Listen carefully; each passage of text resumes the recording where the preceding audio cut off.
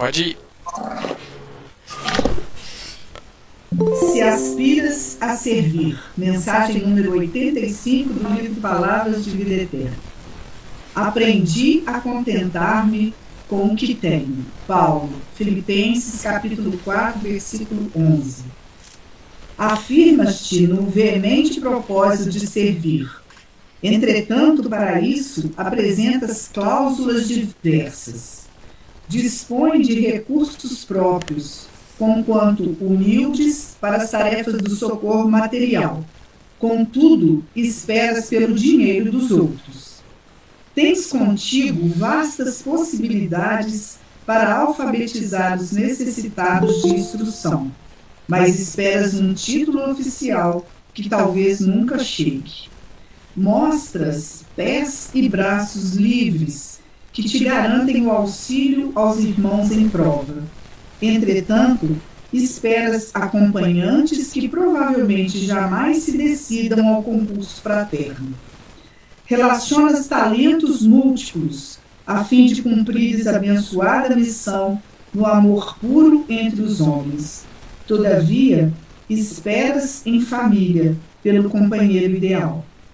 Se acordaste para a cooperação com Jesus, recorda a afirmativa de Paulo: aprendi a contentar-me com o que tenho.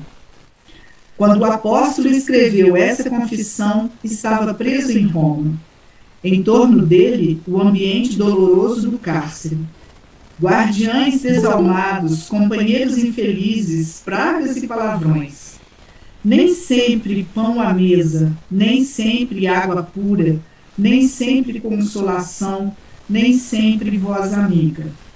No entanto, ao invés de desanimar, o pioneiro do Evangelho cede vida e força, serenidade e bom ânimo de si próprio.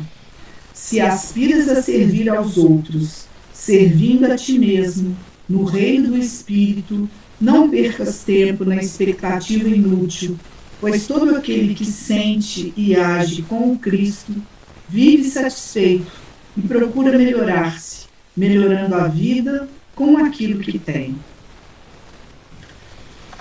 Mestre amigo Jesus, espiritualidade bendita que nos acompanha, amigos espirituais, mais uma vez agradecemos a oportunidade de estarmos aqui reunidos para estudarmos a palavra do Cristo através da interpretação do nosso Paulo. Que possamos, Senhor, aproveitar a lição da noite e colocá-la em prática na nossa vivência diária. Que possamos também ter perseverança no estudo, no trabalho. Que possamos ser, como vamos estudar no capítulo de hoje, embaixadores do Cristo. Possamos ser cartas vivas do Evangelho e que as pessoas que se cheguem até nós possam sentir a presença do Cristo através dos nossos exemplos. Hoje, Senhor, gostaríamos de pedir pelo nosso amigo Anderson que esse estudo, que essas vibrações boas que aqui teremos, sejam encaminhadas até ele no mundo espiritual, que ele possa receber as nossas vibrações de amor, que ele possa, Senhor, ser amparado nas suas necessidades nesse momento de transição. Esteja conosco, Senhor, e que do nosso coração saia luz, saia energias boas para poder atingir. Fique conosco durante esse estudo. Que assim seja. Assim seja. Muito bem, gente. Boa noite para todos. Cheguei de lá agora, viu, do relógio. Sim, ok. Nesse dia 21 de maio, nós estamos aí na segunda carta aos Coríntios, e conforme a Jane falou na sua prece, esse estudo é para o nosso irmão Anderson Antunes, um dos gêmeos lá da FEAC, que nos ajudou muito no Natal, festa junina, um companheiro nosso aí. Então que os bons espíritos auxiliem ele e a família dele. Muito bem, gente. Vamos lá. Na minha marcação aqui nós estamos no versículo 20. Paramos no versículo 20. Mas só vamos fazer aqui dois para trás aqui, só para a gente botar no contexto, tá? No 17 aqui, ele fala: se alguém está em Cristo, é nova criatura, passaram-se as coisas antigas, eis que se fez uma realidade nova. Então nós colocamos que essa é uma das frases de Paulo mais famosas que ele tem aí, tá? Então, assim, a transformação do cristão, ela tem que ser evidente, ela tem que expressar isso através de atos, através de comportamentos, através de palavras. Isso aí tem que ser evidente, porque é uma nova criatura. Se é uma nova criatura, você tem que aparecer essa nova criatura. No versículo 18, tudo isso vem de Deus, que nos reconciliou consigo por Cristo e nos confiou o ministério da reconciliação. E aí a gente falou bastante da reconciliação. Falamos que isso, né, todas as oportunidades, a fonte é Deus, tudo vem de Deus por meio de Cristo, porque Ele que é o Verbo, né, Ele que faz o plano de regeneração de Deus para conosco.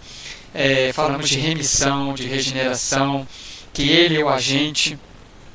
Colocamos, inclusive, a semântica da palavra reconciliação que Paulo utiliza, né, nos seus versículos aqui, que é uma ideia de câmbio, é uma ideia de troca, é uma ideia de modificação.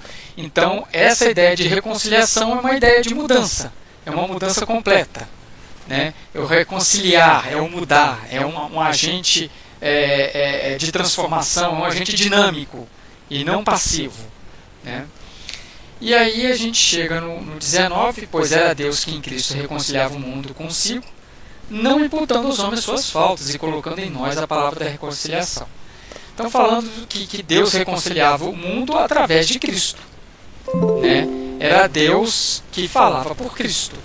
Então, a gente teve esse entendimento, e sendo que dentro desse entendimento ele não imputa aos homens suas faltas, ou seja, não acusa os homens de suas faltas. Isso é muito bonito, porque a doutrina do Cristo foi uma doutrina de amor. Então não foi uma doutrina de acusação, ele não acusou ninguém, né? E nós citamos inclusive o episódio da mulher adúltera, né? E aí chegamos no versículo 20. Parar aqui, ó.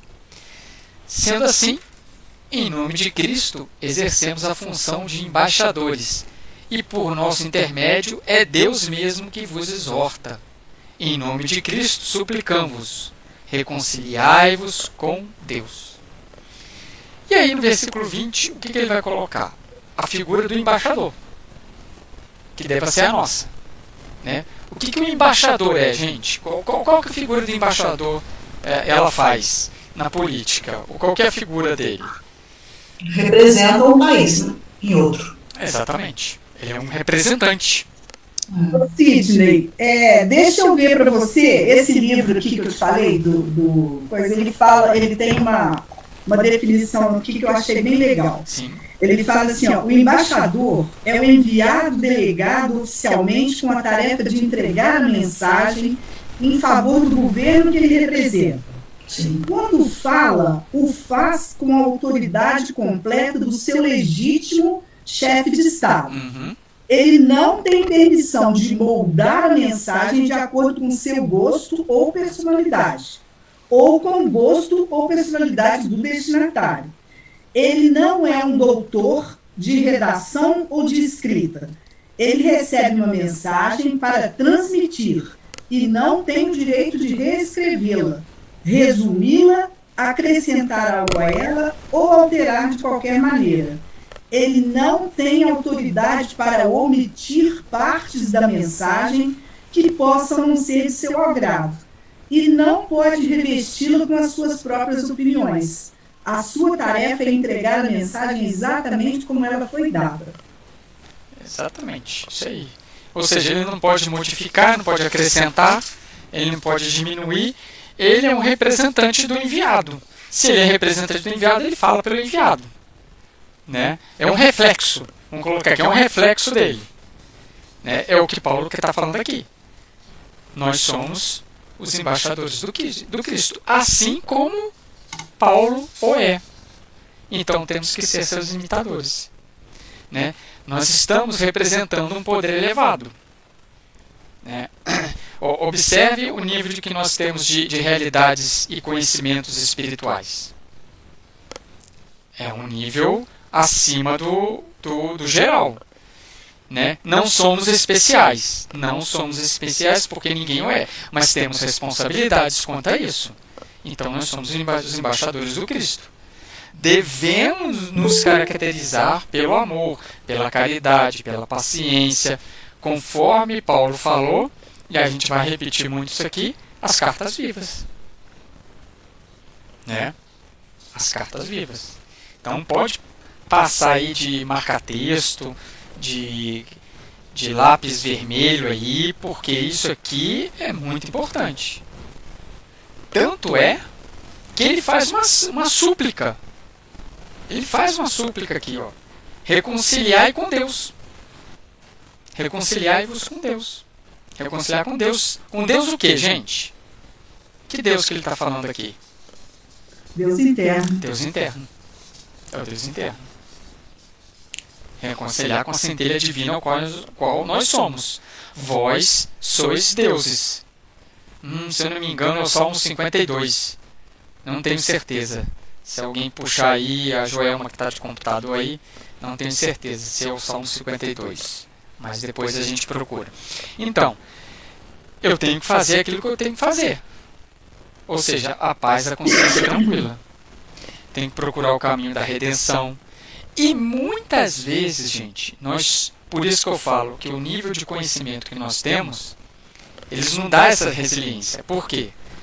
Porque o caminho da regeneração, o caminho da redenção, não é um caminho de flores. É um caminho espinhoso. É um caminho de dor. É um caminho de pedras, de sofrimento, de caminhada exaustiva. É um caminho de quê, gente? De reconciliação. Reconciliação. Ou seja, a gente está voltando no caminho para poder fazer aquilo que nós deveríamos ter feito lá atrás. E que no processo de conciliação nós malogramos. Agora nós temos que percorrer o caminho da reconciliação. Né? O aluno não estudou o ano todo? Fez a prova, passou. Opa, está conciliado para o próximo ano. Não passou, está de recuperação. Vai ter que fazer tudo de uma maneira mais árdua, mais estudiosa. É o caminho nosso da reconciliação. Refazer é passar na porta estreita. Né? Não é que Deus esteja afastado do homem. Né? Nós que nos afastamos de Deus. Né? Tantas vezes, e a gente vai repetir várias vezes aqui, é claro que aqui não cabe muito no contexto, estou deixando isso um pouco mais para a carta aos Gálatas também, que a gente vai falar muito do Adão e Eva, mas o conceito do Adão e Eva foi o afastamento de Deus. O que eles tiveram que fazer depois, gente? Depois teve Caim, teve Abel, que depois formou o primeiro assassino, e eles tiveram que percorrer o caminho da reconciliação, se mudando, saindo do paraíso. Se na conciliação eles estavam ali, tudo muito bem, e eles se afastaram de Deus, agora você vai ter que reconciliar, né, saindo do paraíso, para depois retornar. Eles se expulsaram dali, não foi Deus que mandou. Eles colocaram que não sou digno de estar aqui. O meu mundo não é aqui. Por quê? Porque eu fiz um pacto com a serpente. E a serpente me iludiu, me oferecendo uma árvore que não era para eu comer, o fruto dela. Eu me desloquei do centro. Eu tirei Deus do centro e me coloquei. Primeiro eu, depois Deus. Então agora eu tenho que percorrer esse caminho aí da reconciliação. Né? Um exemplo, uma parábola, gente, de Jesus que exemplifica muito bem isso aí. Qual que a gente pode citar? Filho pródigo. A Ângela tá de áudio fechado lá. Acho que ela respondeu primeiro. A que você gosta. A parábola das parábolas, né, gente? Filho pródigo, que eu amo todo. Segundo é o samaritano, tá? Só para colocar na ordem aí. Então é isso aí. Ele estava na casa do pai, mas ele se sentiu indigno de estar ali e ele foi embora. O que ele teve que fazer? Ele teve para reconciliar. Ele comeu a comida dos porcos, ficou como servo num mundo gentil, num mundo pagão, e ele teve que percorrer pobre, sem dinheiro, sem nada, de novo para a casa do pai. Reconciliação. Nós temos um Emmanuel, Caminho, Verdade e Vida, deste capítulo. É o Caminho, Verdade e Vida 115, chamado Embaixadores do Cristo. Confirma? Confirma. E ele vem falar desse papel. Quem são os embaixadores do Cristo? É o que a gente está colocando aqui. Algum destaque, Jane, Anger, pessoal, que leu a mensagem aí? Eu destaquei o último parágrafo. Todos os colaboradores leais de Jesus? Hein? Que começa com Não, todos? peguei. Tem a ver com esse, mas destaquei o último mesmo. É que eu até perdi a mensagem aqui. Ah, tá. Entendendo essa verdade... Tem a ver com o anterior, é lógico, né? Mas pus esse. Manda que a gente faça um exame de consciência para nós sabermos quem nós estamos servindo, né? De quem nós estamos sendo embaixadores. É isso aí. E eu acho interessante.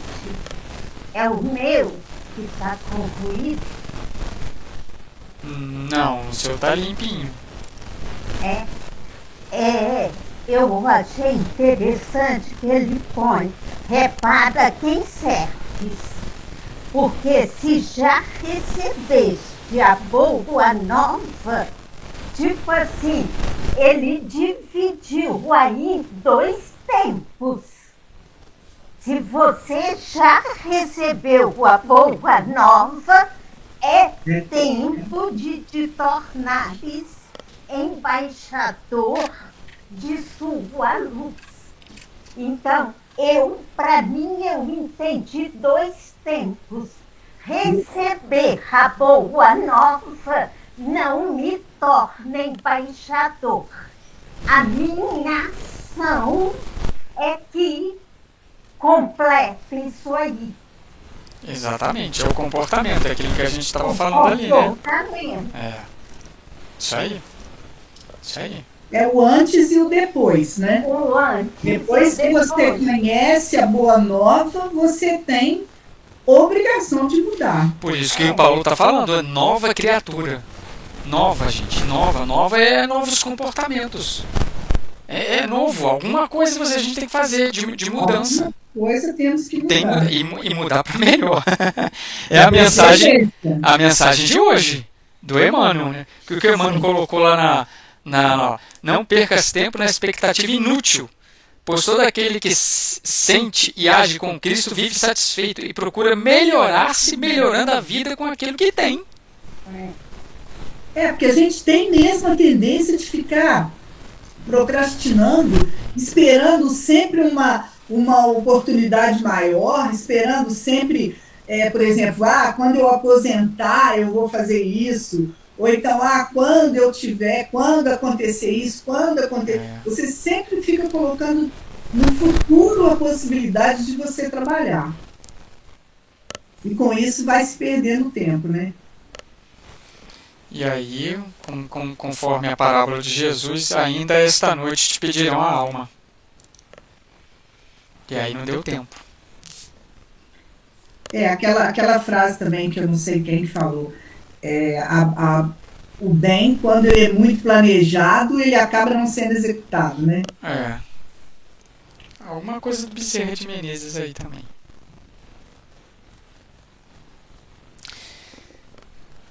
Ok, do Emmanuel? Beleza? Vamos para frente então. Chegamos aí no último versículo do capítulo 5. Aquele que não conhecer o pecado, Deus o fez pecado por causa de nós, a fim de que, por ele, nós tornemos justiça de Deus. E aí, como que eu posso interpretar isso aqui?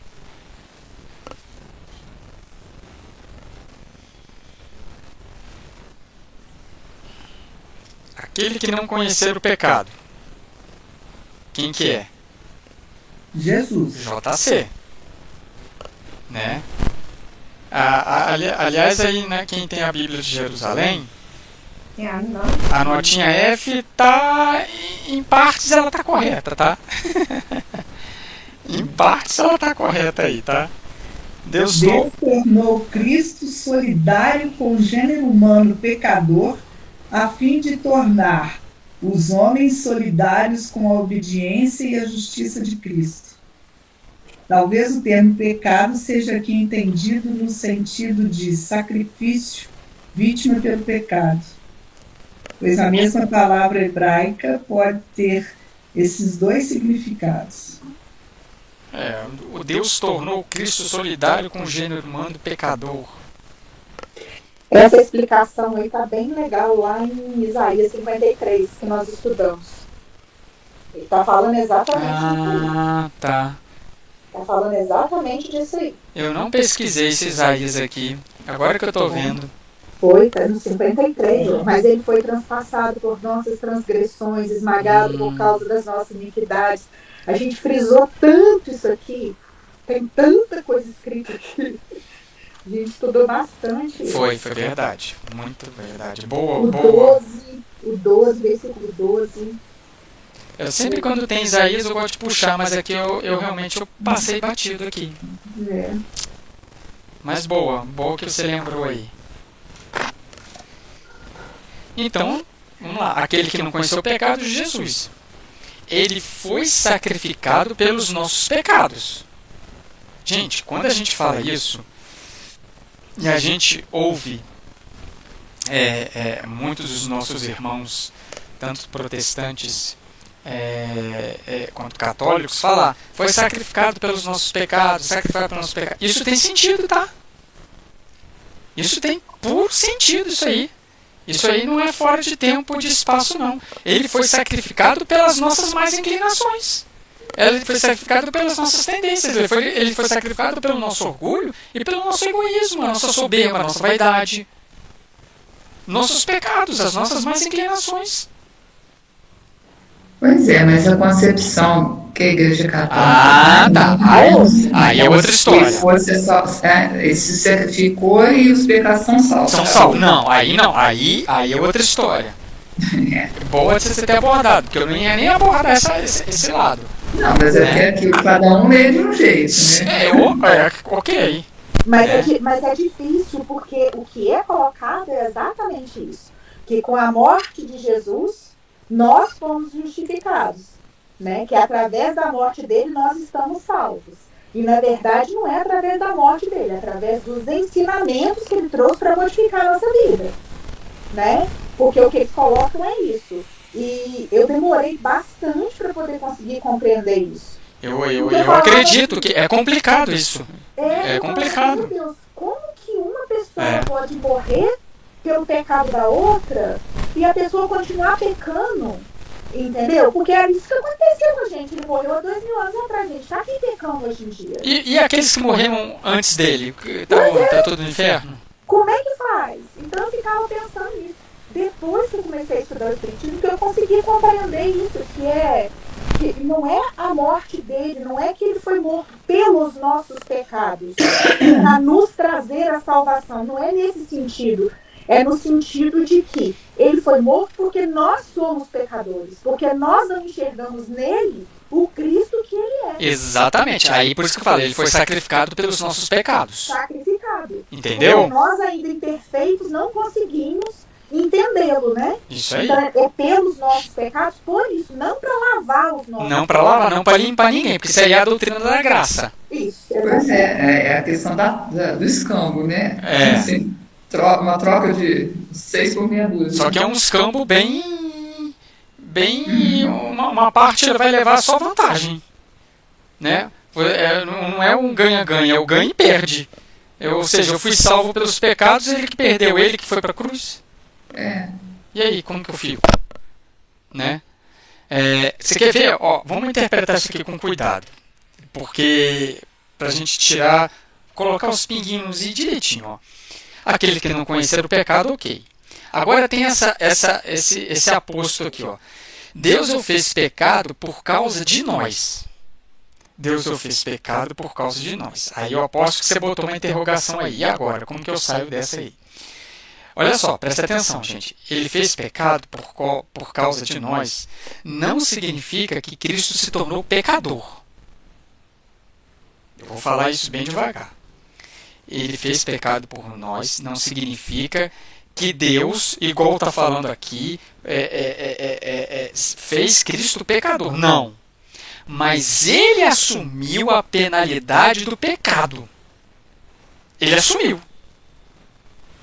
Ele assumiu.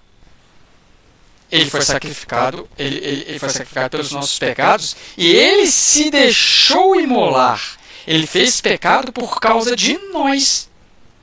De nós. Isso significa um ato de amor e sacrifício. É isso que significa, gente. Por favor. Por favor. Né? Por favor. Então, o agente principal é Deus. Por quê? Deus o fez pecado por causa de nós. O agente principal é Deus. Aí a gente vem sempre aqui, ó. Deus fez oferta de nossos pecados. E qual que era a oferta de nossos pecados? Cordeiro. Era o Cordeiro de Deus. Nós imolamos o Cordeiro de Deus. Então tem a ver, gente. Tem a ver. Mas na interpretação espírita, a gente consegue entender. A gente consegue compreender. Por quê? Jesus é o grande Cordeiro. E ele foi imolado. Ele era limpo, ele não tinha mácula. Né? Se você pegar o cordeiro judaico, você tinha que sacrificar um cordeiro lá no dia do Yom Kippur, branquinho. Ele não podia ter um nada, uma sujeira, um nada, uma mancha, nada. Era Jesus. Jesus não tinha mancha nenhuma, não tinha um pecado sequer. Ele era o cordeiro limpo. E quem sacrificou? Fomos nós. Nós fomos lá e oferecemos a Deus o cordeiro que ele nos deu. O Sidney, seria assim, nós escolhemos o Barrabás. Então nós fizemos de Jesus o pecador. Nós, perfeito. Com essa escolha aí, ó, o Adão e Eva, ela se traduz no Barrabás. Nós escolhemos. E essa troca aí que trouxe a reconciliação nossa com Deus. Perfeito. Aí, creio. É aí que a gente tem que percorrer esse caminho agora. E a detalhe, né, se vocês quiserem anotar aí, isso que eu acabei de explicar do Cordeiro, tá, isso aí vai ser trabalhado na carta aos Hebreus. Quase que eu falo Kardec. O Paulo colocou isso muito bem explicado na carta aos Hebreus. Se quiser, você vai lá, já lê um pouquinho lá. Isso aí está muito bem explicado lá. Ele vai falar do tabernáculo, ele vai falar da tenda, ele vai falar do Cordeiro, ele vai falar do sangue do Cordeiro. Ele vai falar disso tudo.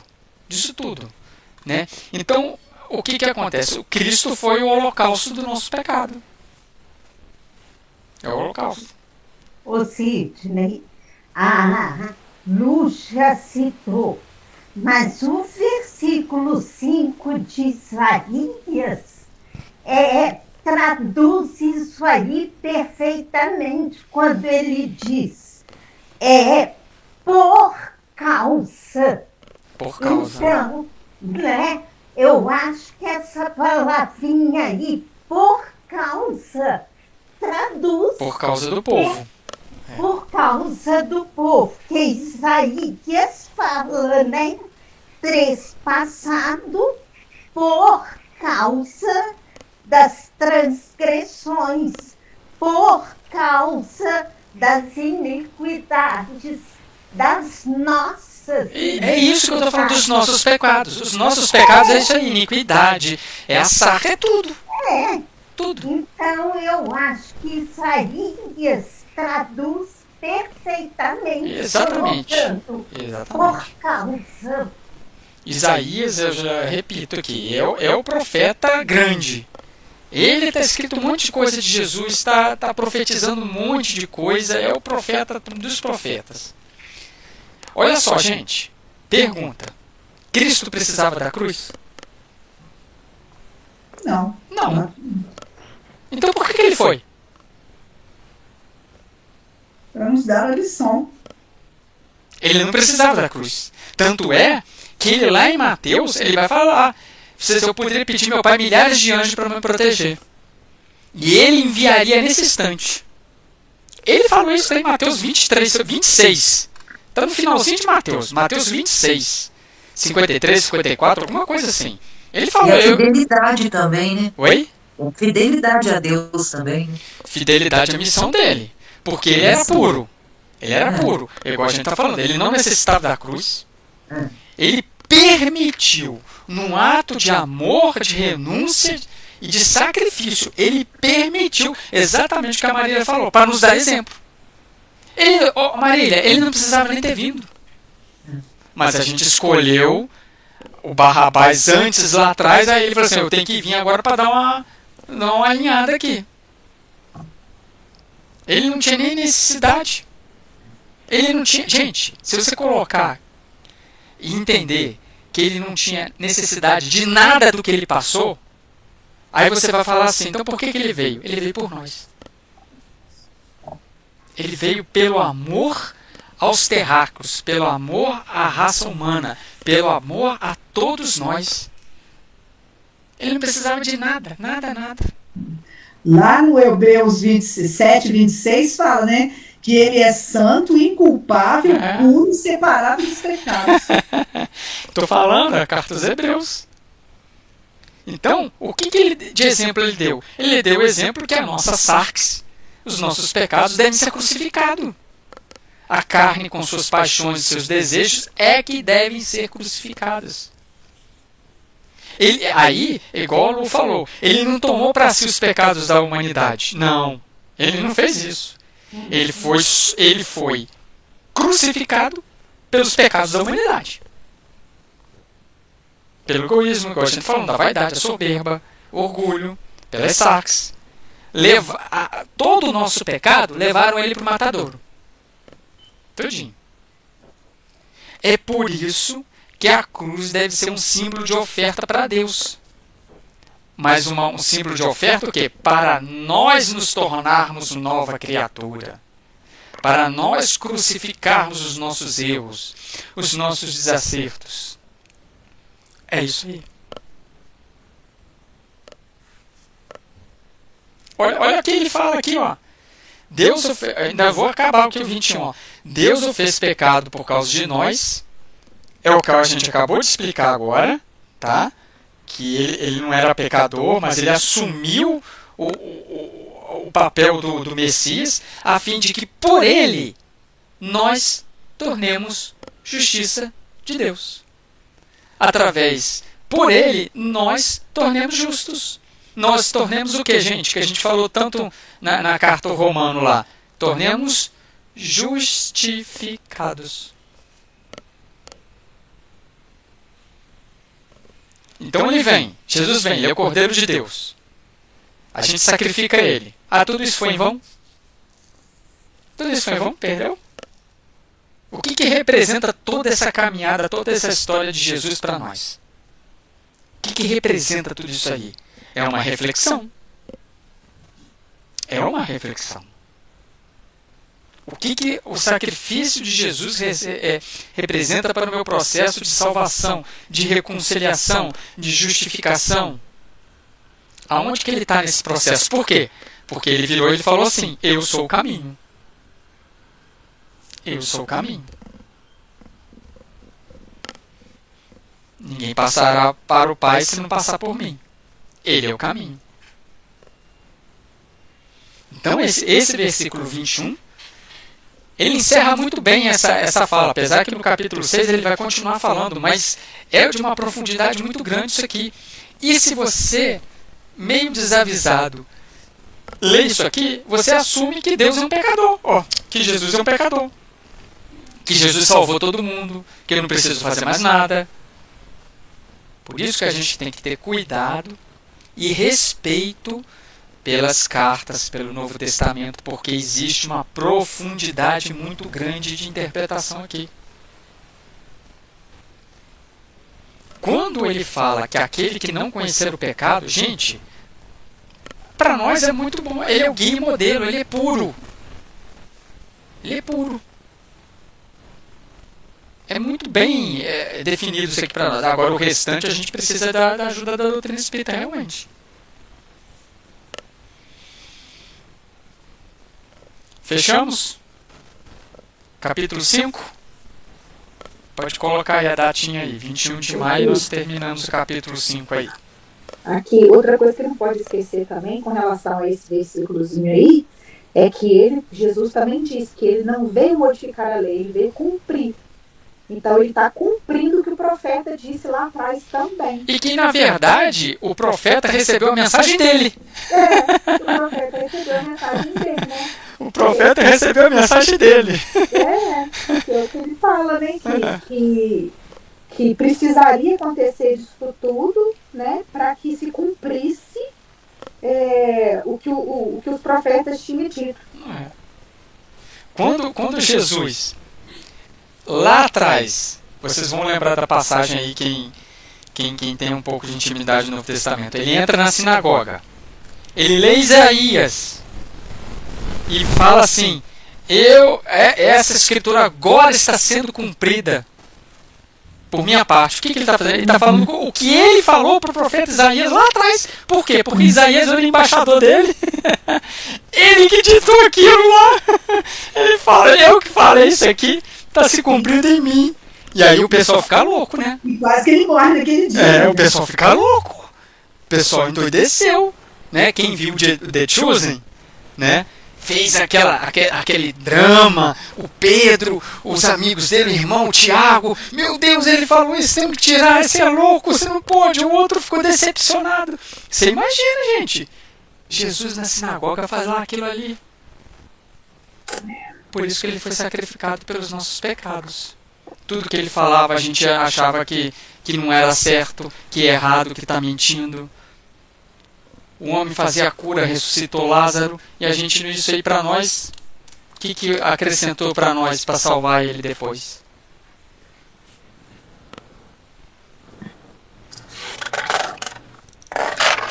Vamos para frente, capítulo 6. Deixa eu mudar aqui. Cap 6. Está aqui. Muito bom. Bem, do capítulo 5 ao capítulo 6, vocês estão vendo aí na Bíblia de Jerusalém, na nossa BJ, que não tem nenhuma interrupção, não tem nenhum título. Então o final desse que a gente acabou de ler aí, do versículo 21 para o 6.1, não tem divisão nenhuma. A mudança do pensamento dele só vai ocorrer no terceiro versículo, né? Nesses dois primeiros versículos aí, o Paulo continua a mostrar o ministério da reconciliação. O que ele vai mostrar para a gente aí? Né? Que esse ministério da reconciliação é urgente. Urgente. Então, o que ele começou a falar lá no 5.20 vai terminar no 6.2. Ou no 5.17, aí tanto faz, tá? 5.20, 5.17, bem, o que você vê aí. Vamos lá. Visto que somos colaboradores com ele, exortamos-vos ainda a que não recebais a graça de Deus em vão. Então, lá no 5.17, ele começa a falar da reconciliação, que vai levar o cristão, o indivíduo, a um processo de transformação. Essa graça é a reconciliação. Ou seja, Deus está te dando a oportunidade de reconciliação. Tá? Vamos falar assim, a oportunidade é de graça. Nós é que temos que aproveitar. Então, o que ele está falando aqui? Não recebais a graça de Deus em vão. Então, que esse processo não seja em vão. Que essa reencarnação que nós estamos agora, nessa existência que nós estamos todos agora aqui, que ela não seja em vão, que eu Jesus possa me não transformar. tenha morrido em vão, né? Não, é isso que eu estou falando. É isso que tem que nos levar à reflexão. O que esse homem fez em nome de amor à mensagem? E o que a gente está fazendo? Quando a gente estudou lá em Isaías, que está aí como referência 49, a gente estudou com Jesus, o mediador da nova aliança. A nova aliança que ele trouxe, que ele foi o mensageiro. Restaurar a humanidade. E que Paulo é o exemplo dessa reconciliação. Então, Paulo está falando com propriedade. Ele fala porque ele viveu esse processo. Ele viveu.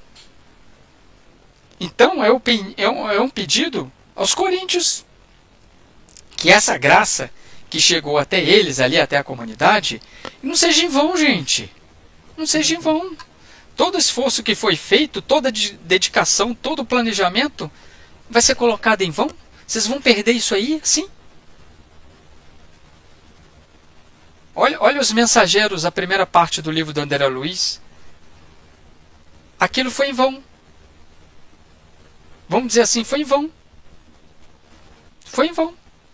A graça que eles receberam, o planejamento, tudo meticuloso. Você vai ser médium, você vai receber, você vai fazer, você isso, aquilo, ali. Cada um daqui a pouco foi, eu vou para cá, eu vou para lá, esqueceu. Foi em vão. A oportunidade é de graça, recebeu. Agora você vai ter que reconciliar isso aqui. É claro que nada se perde, tá? Mas podemos falar conforme Paulo está nos mostrando aqui, foi em vão.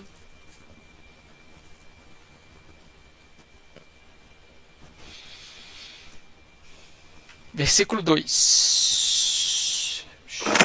O Sidney. Pode falar. Isaías 49, 8 Isso. também. É o que vai falar agora. Exatamente isso aí. Pois ele diz, no tempo favorável eu te ouvi, e no dia da salvação vim em teu auxílio. Eis agora o tempo favorável por excelência. Eis agora o dia da salvação. Gente, nós pedimos. E aí nós recebemos a oportunidade. E aí a gente joga fora? Você acha que todo mundo que está aqui assistindo, estudando nosso dia a dia, a gente veio por missão? Muito bonitinho. Né? Os benfeitores espirituais acharam o Sidney muito bonito. Aí eu virei e falei assim, eu quero vir em missão. Que isso, gente? Eu falei lá no início, o processo do caminho, ele é árduo. Então nós pedimos a salvação. O que é uma salvação? Uma nova existência. Eu vou vir com essa mediunidade, eu vou vir para ajudar isso aqui, eu vou restabelecer o contato com a minha família. Olha, minha mãe, meu pai, meu filho, tal. O que nós estamos fazendo desse círculo que nos envolve? É o dia da salvação que ele tem. Olha o que ele colocou aqui nessa palavra aqui, essa frase, né, que ele colocou aqui no versículo 8 de Isaías. Modelei-te e te pus por aliança do povo. Jesus. É o que ele está falando, né? Você falou aí a graça, no caso, a oportunidade. E você citou a mediunidade, isso e aquilo. Às vezes a gente até aprende, né? O desafio é aprender com aqueles grandes desafios que surgem, né? Com as dificuldades, tudo. Esses são os professores. A esposa, o filho, a mãe. Aí é que é a oportunidade, de fato, de desenvolver tudo isso. Não é a nova criatura? É a remodelação. Não é? A frase lá. Né, que foi tudo sendo remodelado durante as encarnações, né, que a gente vem se transformando, se melhorando, né, aos poucos, mas atendendo a esse chamado, né? Porque a gente quer melhorar, ter essa oportunidade com as coisas fáceis. A gente quer as bênçãos fazendo a mesma coisa que a gente fazia lá atrás. Aí não dá, né, gente? Você quer o resultado diferente fazendo as mesmas coisas que deram errado? É a mesma coisa que você considerar que Jesus morreu sendo imputado a ele todos os nossos pecados, e aí tá, depois disso eu não preciso fazer mais nada. Meus pecados já foram todos eximidos, então eu não tenho responsabilidade nenhuma daqui para frente. Não é? Então, assim, a frase dele aqui é muito importante e é urgente. No tempo favorável eu te ouvi. Ou seja, o tempo favorável não é ontem e não é amanhã, é agora. O tempo é agora. Emmanuel está com 2 mensagens terminando aí falando do agora, né? Então, 6.2 tem 2 mensagens onde ele chama atenção justamente sobre o ontem isso. acabou, o amanhã a gente não tem, então o tempo é agora. É o hoje. Olha quantas coisas agora, de 19 às 20, você poderia estar fazendo. Até aqueles que estão ouvindo depois, a gravação, reservaram um momento. Quantas coisas você podia estar fazendo? Você podia estar fazendo outras coisas. Mas você resolveu estar aqui. Então esse é o momento presente. Esse é o momento que nós estamos estudando, prestando atenção, fazendo reflexão. Esse é um processo de remissão.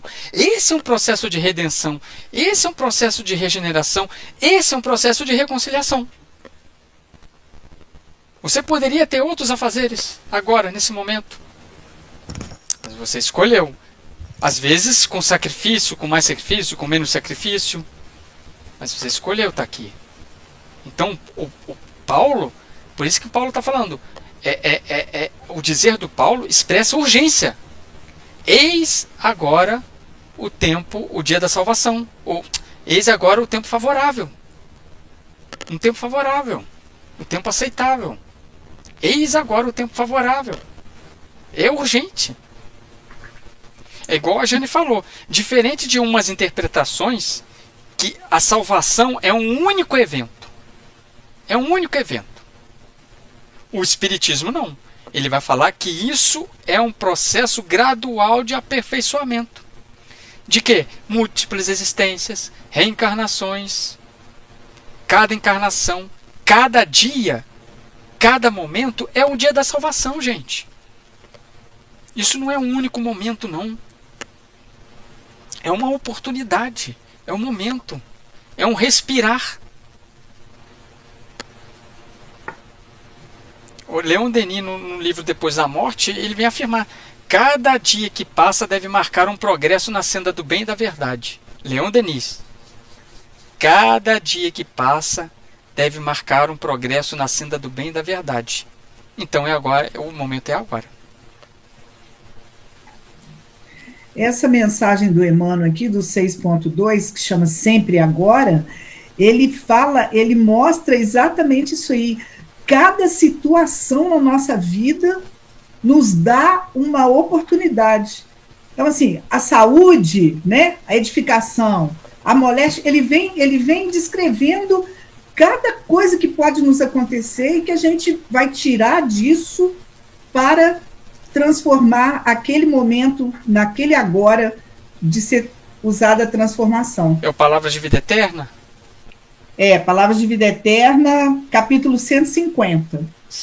Ele fala: todas as circunstâncias significam ocasiões para o cultivo de valores do espírito.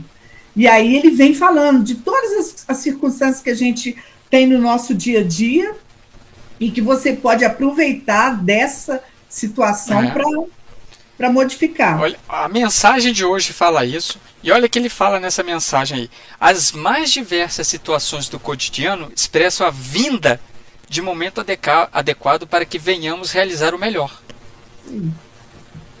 Você está no trabalho? Fazer o seu melhor.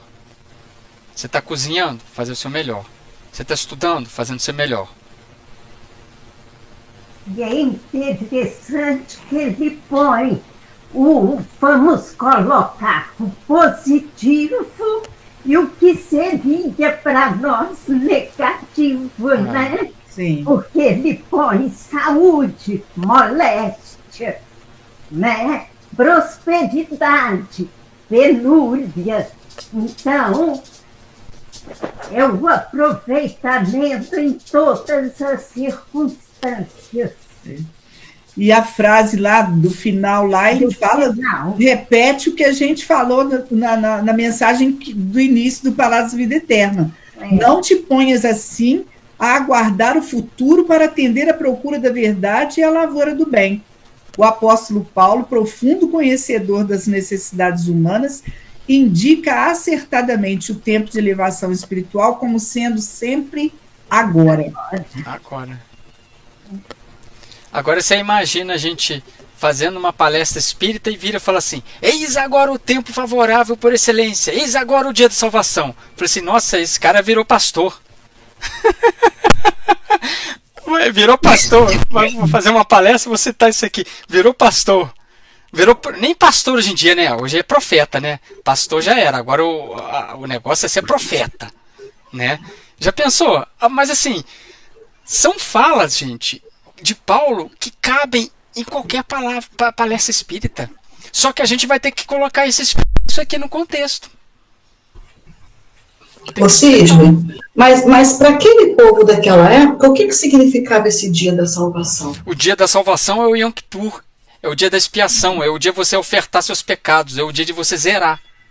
Isso aí era um dia específico? Era um dia específico. Um no ano, assim? Um no ano, isso. Existe um dia no ano. Um dia no ano. E sempre varia esse dia, tá? Esse ano eu ainda não pesquisei qual dia que cai não, mas está próximo. Então o dia de Yom Kippur é um dia que, inclusive, é uma das festas judaicas, é uma das principais festas judaicas, onde na época Jerusalém ficava lotada, você tinha que ir lá no templo oferecer seu sacrifício. Se lembra quando Jesus virou e falou assim: quando você levar a sua oferta ao templo e descobrir que existe algo contra seu irmão, deixa a tua oferta e vai lá reconciliar com seu irmão. É o dia do Yom Kippur. Aí eles entregavam essa oferta e como se eles se tivessem limpos do pecado? Sim, eles ficavam zerados do pecado. Quer dizer, o próximo?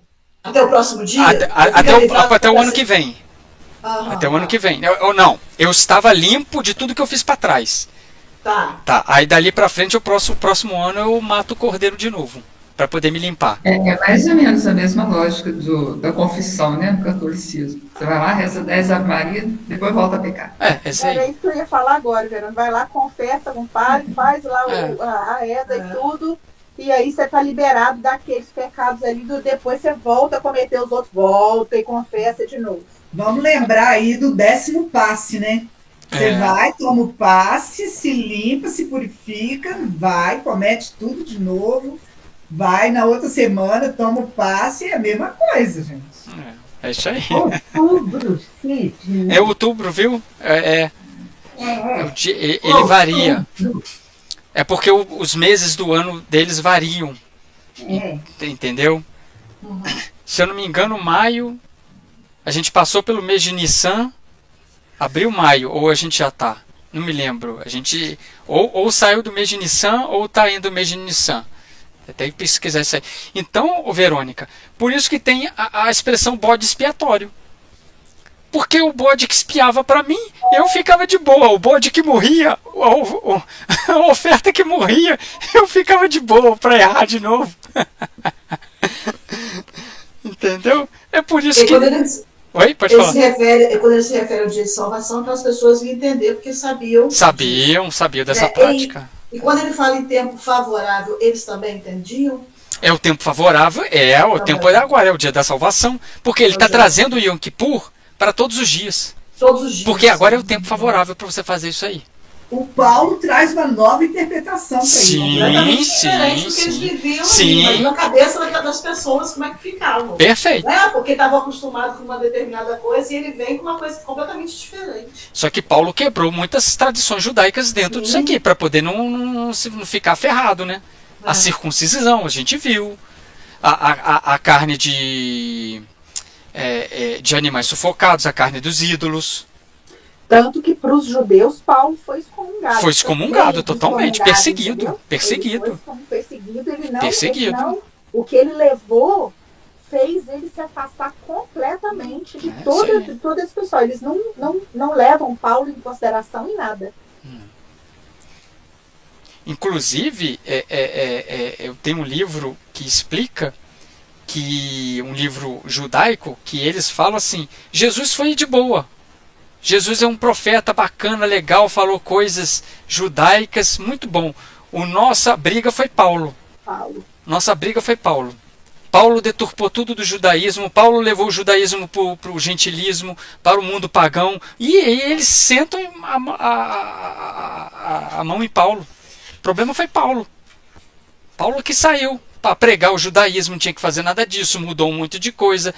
Paulo fundou uma religião, eles falam, Paulo fundou uma religião. Não foi Jesus, foi Paulo que fundou. A briga deles é com Paulo, não é com Jesus. Jesus foi judeu, morreu judeu.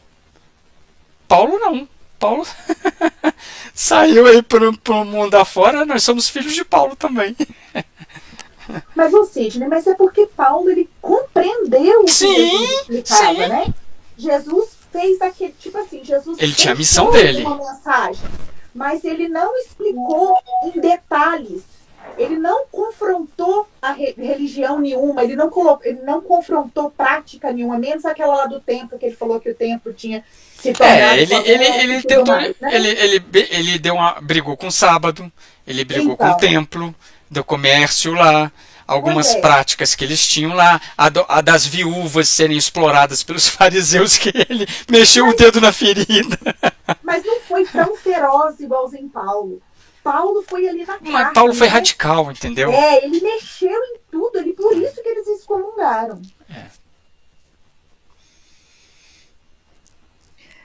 Tem mais uma mensagem do Paulo de Vida Eterna. Tem a segunda. 53. Que fala também a questão da responsabilidade, né? Que a gente já falou sobre isso, né? Salvar em legítima significação é livrar de ruína o perigo, conservar, defender, abrigar. E nenhum desses termos exime a pessoa da responsabilidade de se conduzir e melhorar-se, né? E a última frase lá, sobretudo não nos detenhamos em frases choramingueiras, perdendo mais tempo sobre o tempo perdido.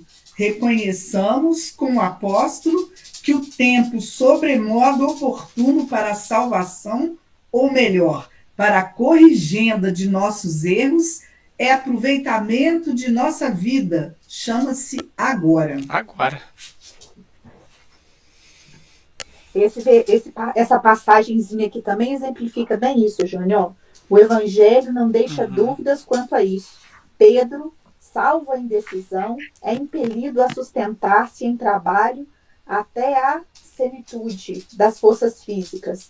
Paulo, salvo da crueldade, é constrangido a esforço máximo na própria renovação, até o último sacrifício.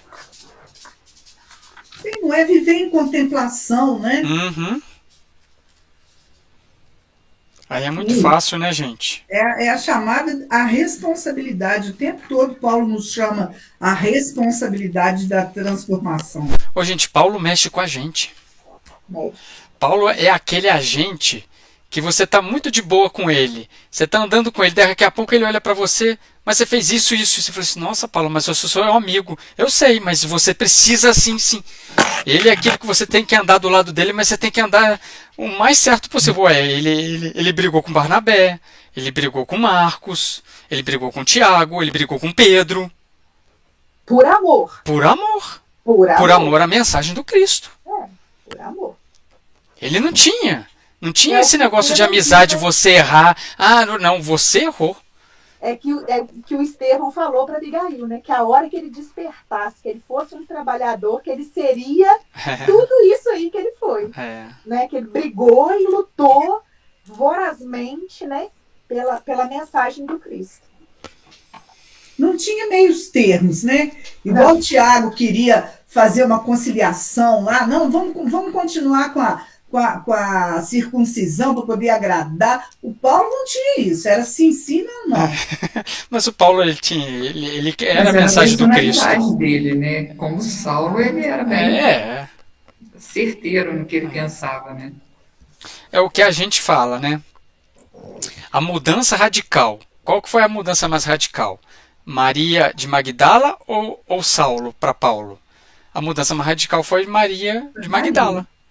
E Paulo já tinha essa têmpera firme. Já tinha. Ele canalizou aquilo tudo com Jesus. Agora ela teve que abrir mão de tudo e adotar uma nova postura. Paulo fez um reajuste de tudo que ele já tinha com o novo que entrou. Ele fez um reajuste de bússola. Isso, ele já tinha disciplina, ele já tinha tudo que se precisava. Ele adaptou o evangelho, entendeu? E saiu de Maria, não. Maria fez uma transformação geral. Ela virou o disco, né? Foi uma mudança completa, né, de tudo. Uma mudança de 180 graus. Paulo, o que a gente fala sempre é o foco, né? O foco. Só mudou o foco. Gente, 8 horas, paramos aqui então, versículo 3. O tempo passa. Nós vamos fazer o 3, né? Vamos fazer o 3, não chegamos nem a mexer com ele. Ele vai falar do escândalo. Então a gente parou no capítulo 6, verso 3. Para o dia 28 de maio, semana que vem. Maio já está acabando. Vem aí as festas juninas. Isso é muito bom.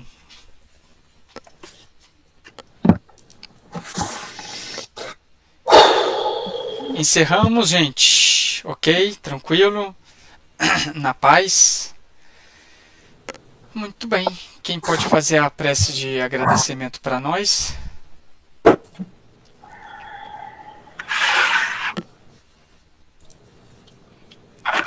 Ninguém? Verônica, você faz para nós? Obrigado. Agradecemos, Jesus, por esses instantes em que, reunidos em seu nome, procuramos compreender as palavras de Paulo, para que possamos nos modificar e, principalmente, nos reconciliarmos, para que possamos, com passos firmes e fortes, caminhar confiantes na sua direção. Rogando que a espiritualidade amiga continue a envolver a cada um de nós, nos auxiliando nas nossas necessidades, e rogando hoje em especial pelo nosso companheiro Anderson, para que os amigos que o antecederam possam recebê-lo na pátria espiritual, ajudá-lo nesse momento de transição e de adaptação, e que nós possamos continuar nos esforçando para trabalhar mais e melhorar naquilo que está ao nosso alcance. Agradecemos pelos espíritos amigos que nos dão tantas oportunidades de trabalho, de estudo, de aprendizado. Que possamos, com todo esse material, utilizar de uma forma útil, produtiva, pois esse é o objetivo de, quando chegar o nosso momento de retornar à pátria espiritual, possamos chegar com uma bagagem maior do que quando aqui chegamos. Agradecidos estamos e rogamos o amparo para, no decorrer desta semana, que na próxima quarta-feira possamos nos reunir novamente entre corações amigos e queridos. E que assim seja. Assim seja, Senhor. Seja muito bom, obrigado.